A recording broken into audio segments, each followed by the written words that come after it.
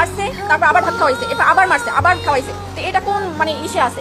মানুষরা তো এরকম মেরে ফেলায় না, সে যদি একটা খুনিও হইতে পারে, তাহলে তো এরকমের জীবন তো মেরে ফেলাইতে পারে না। বলেন, ওরা প্রশাসনের কাছে দেন, কিন্তু ওরা মাইরেন না। নিতে হলে টাকা দিতে হবে 35,000 টাকা দিয়ে ছাড়াই নেন, নাহলে আমরা ওরা ছাড়বো না, ওরা আরো মারবো। ফ্যামিলির কেউই নাই একটা মানুষের। আমার আপনার যদি এরকম থাকে, তাহলে আমরাও একই পথে প্রতীক হইতাম, যে মা বাবা ভাই বোন কেউই নাই।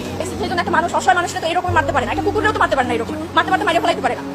মারছে, তারপর আবার ভাত খাওয়াইছে, এরপর আবার মারছে।